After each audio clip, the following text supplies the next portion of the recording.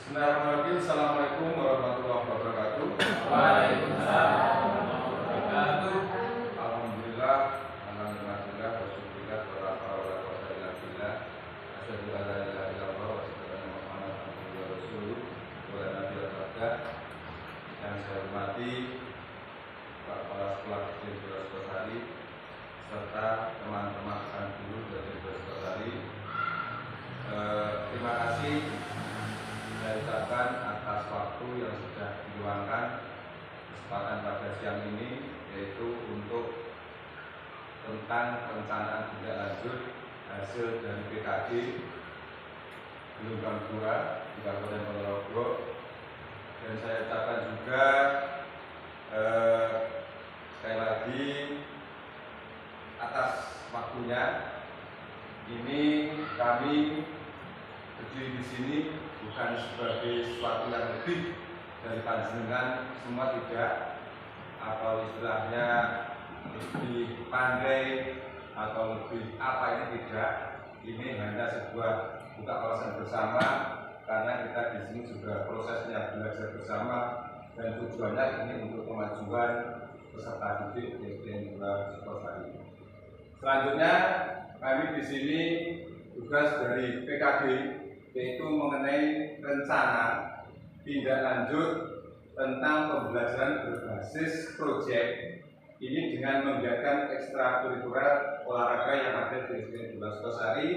Karena apa? Saya ambil ekstrakurikuler karena saya tekankan bahwasanya kita dalam proses pembelajaran ini penekanannya masih di dalam intrakurikuler. Padahal kalau kita berpikir lebih tajam tentang ekstrakurikuler ini ternyata adalah yang lebih dominan untuk pengembangan bakat minat peserta didik.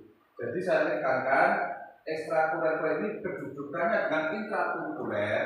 Ini saya tekankan lagi bahwasanya hampir sama dengan intrakurikuler. Alasan ini sebenarnya sudah saya sampaikan berkali-kali. Kaitannya dengan ekstrakurikuler ini adalah pengembangan minat bakat peserta didik. Selanjutnya yaitu mengenai latar belakang. Latar belakang yang saya ambil mengenai kegiatan ini adalah yang pertama mengenai pengalaman yang berbeda. Jadi peserta didik SD 2 Sukosari ini mempunyai pengalaman yang berbeda yang bisa menciptakan suasana baru pada kegiatan pembelajaran PJUK yang dikemas dengan model yang bermakna. Yang dimaksud dengan model yang bermakna, ini kita dalam pembelajaran ini ada berbagai macam model. Jadi ada model dalam sistem pendidikan juga, ada model yang dengan SEM atau Sport Education Model dan sebagainya. Tetapi yang diambil di sini mengenai pengalaman yang berbeda, ini saya ambil dengan model pengalaman pendidikan bergerak. Karena apa? Saya ambil dari ekstrakurikuler dan pendidikan bergerak karena saya amati bahwasanya anak pada saat ini untuk bergerak karena fase SD ini fase usia dini. Ini banyak yang sekarang ini penekanannya malah ke tingkat sistem game atau handphone. Ini pengaruhnya sangat besar. Maka ekstrakurikuler sesuatu yang tujuannya selain untuk melatih keterampilan bergerak, untuk dalam cabang olahraga tertentu ini juga untuk menanggulangi tentang kecanduan anak pada HP atau game. Selanjutnya yaitu tentang bugar dan sehat. Selain menciptakan suatu permainan kearifan lokal siswa, juga ini diajak juga untuk meningkatkan kesehatan dan kebugaran dalam permainan tersebut. Entah dalam ekstrakurikuler itu nanti diambil dalam permainan bola besar, permainan bola kecil, ini semuanya bertujuan untuk bugar dan sehat. Nanti bisa di situ diisi dengan permainan bola voli, permainan futsal atau cabang yang lain. Stadion agensi menguatkan kebutuhan sehingga keterlibatan para siswa secara maksimal dengan memberikan suara pilihan dan komunikasi pada pilihan mereka serta bakatnya. Jadi di stadion agensi ini kalau kita ambil jadi dari dasar voice, choice, dan ownership. Jadi stadion ini mempunyai suatu suara yang mana bakat mereka yang inginkan, terus ada pilihan. Setelah ada pilihan, dia mempunyai rasa tanggung jawab untuk mengembangkan bakat minat secara person atau sendiri. Jadi segala sesuatu ini yang kita pembelajaran ini kita tekankan adalah untuk kemajuan peserta didik. Jadi kalau sambil dari secara voice, choice, dan ownership atau secara suara, pilihan, dan kepemilikan, berarti anak sudah terlibat langsung secara total, baik itu dalam memilih suatu cabang tertentu, terus dalam proses latihannya dan rasa tanggung jawabnya. Ini sudah anak sudah bertahap bisa memanage tentang diri masing-masing. Sekarang untuk komunitas belajar atau istilahnya komunitas belajar siswa, ini dengan komunitas belajar melakukan inovasi dan kolaborasi sesuai dengan peran masing-masing dengan model pembelajaran yang diterapkan. Jadi anak-anak ini sudah paham apa yang harus saya lakukan, apa yang harus saya inginkan untuk pencapaian keterampilan dalam cabang olahraga tertentu. Ini tentang latar belakang mengenai ekstrakurikuler yang ada di sekolah kita. Next, selanjutnya yaitu mengenai tujuan. Jadi kegiatan ini sudah otomatis ada tujuan, karena tanpa ada tujuan kita seperti berjalan tanpa ada sebuah finish. Tujuan dan secara pesan atau secara khusus ini menciptakan pembelajaran yang berpusat pada peserta didik, di mana peserta didik ini bisa mengambil peran dalam setiap aktivitas pembelajarannya yang selaras dalam kehidupan nyata untuk mempelajari keterampilan, aturan permainan, serta memahami tanggung jawab sosial, sehingga peserta didik dapat menerapkan nilai sikap fair play, kerja tim, kemampuan analitis serta sikap positif. Jadi dalam pembelajaran teknik beragam olahraga ini menciptakan sebuah anak yang sudah siap secara emosional, dan tanggung jawab secara tim dan tanggung jawab secara pribadi. Ini sudah paham dan mengerti apa dan bagaimana saya harus untuk mencapai tujuan tersebut. Dan secara umum, secara khusus untuk memberikan kesempatan kepada peserta didik untuk mengembangkan keterampilan berolahraga, meningkatkan kebugaran fisik dan kesehatan melalui olahraga dengan olahraga dapat merangsang minat dan bakat peserta didik dalam cabang olahraga tertentu, serta memahami bahwa kita butuh olahraga dan olahraga tidak butuh kita. Jadi kata-kata yang sepele. Jadi sebenarnya yang paling penting dalam pembelajaran PJOK itu anak sudah tahu bahwasanya olahraga ini merupakan sebuah kebutuhan pokok untuk kehidupan pribadi sendiri-sendiri. Jadi bukan suatu hal yang tidak hanya sekedar hobi, tapi sudah seperti kebutuhan pokok. Jadi bahwasanya kita supaya berlangsung dalam suatu kehidupan yang bagaimana olahraga ini sangat penting. Jadi olahraga ini tidak butuh dengan kita, tetapi kita yang butuh dengan olahraga. Jadi penanaman bahwasanya kita sering menjadi sebuah guru dalam materi tertentu. Ini kadang kita berpikir bahwasanya anak disuruh untuk melakukan satu keterampilan gerak tertentu. Padahal kalau anak sudah sadar bahwasanya gerak ataupun olahraga ini merupakan sebuah kebutuhan, maka dengan otomatis dia bisa melaksanakan dengan dirinya sendiri. Jadi yang paling sulit ini menanamkan kebiasaan bahwasanya olahraga adalah sebuah kebutuhan pokok, bukan cuma sekedar hobi. Ini tujuan secara khusus mengenai ekstrakurikuler yang ada di sekolah kita. Lanjutnya, next.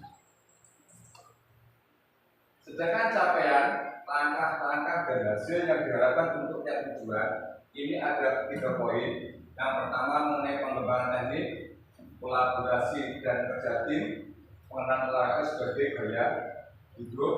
Yang pertama mengenai pengembangan teknik, jadi capaian peserta didik dapat memilih bakat dan cabang olahraga tertentu. Jadi secara jumlah murid yang ada di sekolah kita bisa memilah-milah mana bakat minat yang mereka inginkan.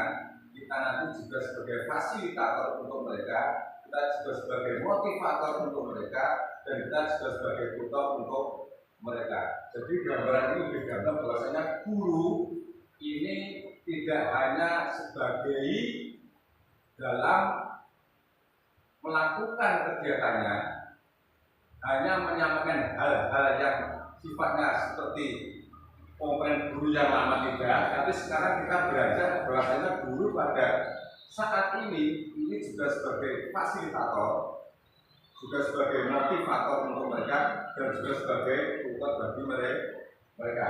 Langkah-langkahnya untuk mencapai hal tersebut yaitu dengan latihan rutin mengajarkan teknik atau keterampilan.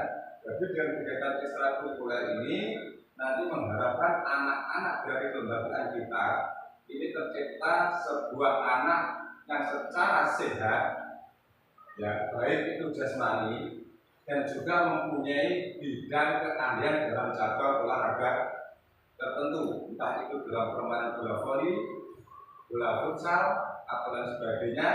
Jadi ini semuanya dengan cara atau melatih secara rutin supaya tercapai tujuan-tujuan tersebut. Sedangkan yang kedua yaitu kolaborasi dan kerja tim. Nah ini sangat penting karena peserta didik ini dapat berkomunikasi bersama sebagai tim. Ini yang paling sulit karena apa? Karena setiap anak ini pasti punya satu kemauan atau keinginan yang berbeda, tidak sama dengan teman yang lain. Jadi di sini peran kita ketika anak sudah mengalami sebuah permasalahan intern, jadi kita bisa memecahkan dengan kita sebagai motivator atau fasilitator untuk mereka supaya tujuan dari tim terbentuknya tim ini tercapai dengan adanya satu bahwasanya kekompakan, kerukunan, kerjasama, saling tolong menolong antar teman ini adalah sangat penting. Jadi langkah-langkahnya ada tim yang fokus pada teknik, taktik, dan kerjasama serta kolaborasi di lapangan. Hasil yang dilakukan adalah menggunakan kerjasama tim. Jadi selain kebersamaan di dalam suatu permainan, ini juga bisa menciptakan sebuah kebersamaan juga di luar lapangan. Ini untuk kolaborasi dan kerja tim. Selanjutnya yaitu pengalaman olahraga sebagai gaya hidup. Jadi capaiannya adalah peserta didik menunjukkan minat yang berkelanjutan dalam berolahraga. Langkah-langkahnya adalah mendorong partisipasi peserta didik dalam ajang olahraga.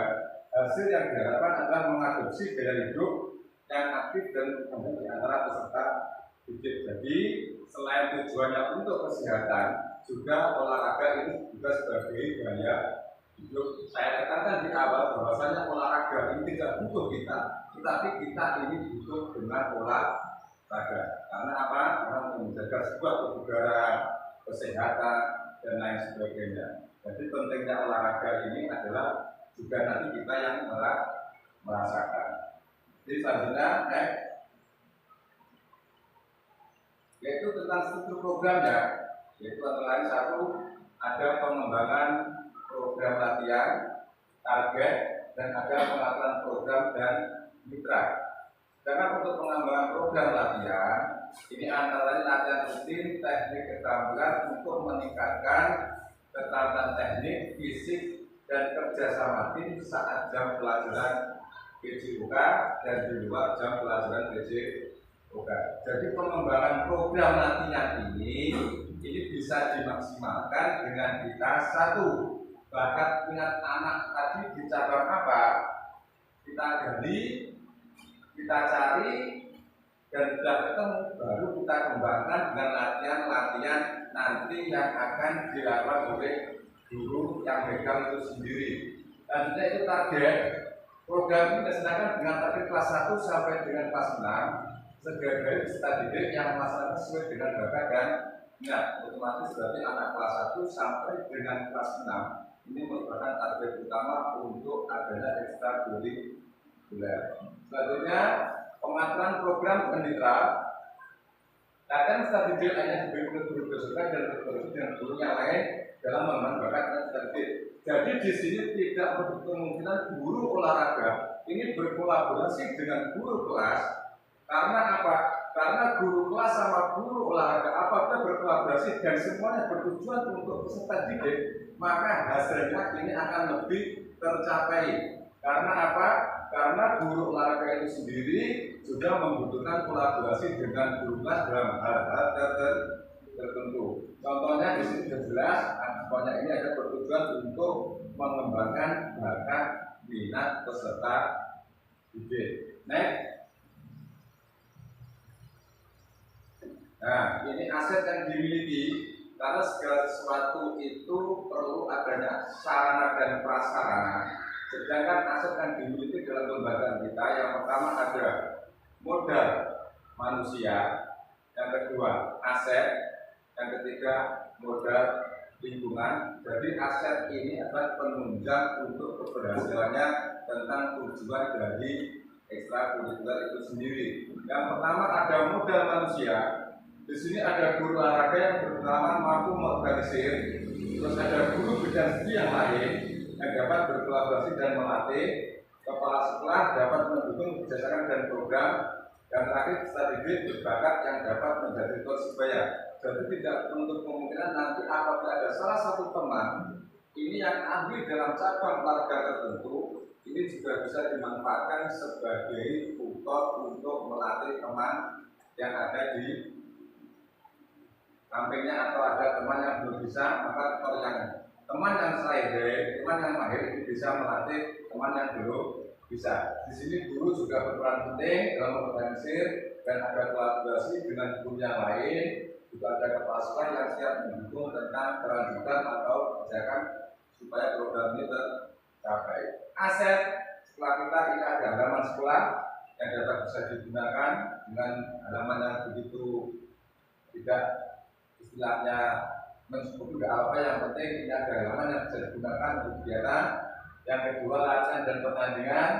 Dengan latihan berarti ada program pertandingan yang harus kita ikuti, dan aset yang ketiga memiliki 4 buah bola pelatihan dan memiliki 2 buah peluit tulis sebagai syarat untuk latihan tentang ekstrakurikuler. Yang terakhir adalah modal lingkungan, karena kita tetap di desa yang jauh dari hidup perkotaan, kita ada udara bersih yang otomatis ini nyaman dan enak untuk latihan fisik dan berudara. Naik lanjutnya. Nah ini, jadi di sini mesti ada tantangan atau rintangan ketika sebuah program ini pasti ada halangan atau kemungkinan tantangannya. Antara lain adalah satu, yaitu tentang manajemen waktu. Solusi atas tantangan ini adanya perlu komunikasi dan kolaboratif dengan kepala sekolah, guru, dan untuk atau waktu jam pelajaran setelah BJK. Jadi ada komunikasi antara kepala sekolah sebagai pemangku kebijakan, ada guru kelas, dan di sini juga sebagai istilahnya kolaborasinya dengan guru olahraga menentukan jadwal hari atau hari apa yang pas untuk melakukan kegiatan ekstrakurikuler di sekolah kita. Dan yang kedua yaitu adalah otomatis cuaca ini sangat berpengaruh, karena pada saat ini ada musim penghujan, ini juga sebagai suatu rintangan atau tantangan. Jadi ketika ada musim hujan ini otomatis pasti akan ada sebuah halangan ketika datangnya terlambat atau nanti suasana latihan itu tidak nyaman, nanti bisa dialih ke dalam ruangan kelas. Ini jadi solusi untuk ketika ada musim penghujan. Yang terakhir yaitu cedera peserta didik. Otomatis karena kegiatan ekstrakurikuler ini akan melibatkan dari sepanjang bergerak, ini kadang pasti ada anak yang cedera dengan apa istilahnya apa. Jadi solusinya itu ada persiapan dari pihak P3K atau pihak kelas atau pihak namanya dokter kecil. Ini juga berperan penting dalam bentuk kegiatan ekstrakurikuler, karena suatu waktu ketika ada anak yang cedera atau ada anak yang sakit, ini petugas kita sudah siap di lokasi dan siap menangani untuk pertolongan pertama. Ini kemungkinan tantangan untuk program ekstrakurikuler yang ada di sekolah kita. Dan yang terakhir yaitu next selanjutnya.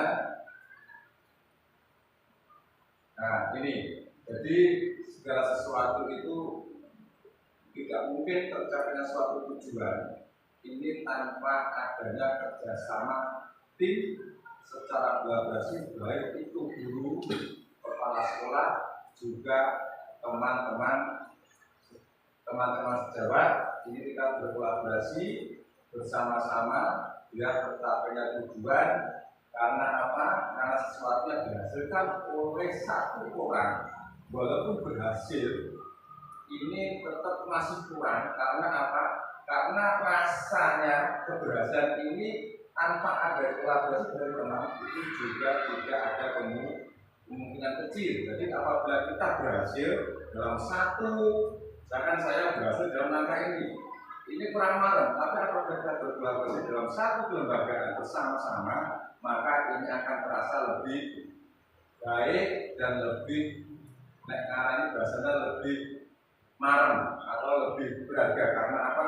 Selain ada keberhasilan, juga menciptakan sebuah kerukunan, kebersamaan di kelembagaan kita. Dan secara akhirnya itu terima kasih dan atas waktunya. Tadi pemaparan saya mengenai rencana tindak lanjut tugas dari PKB, dan akhirnya apabila ada kurang lebihnya dari semua yang saya sampaikan, saya mohon maaf dan sebesarnya. Wassalamualaikum warahmatullahi wabarakatuh.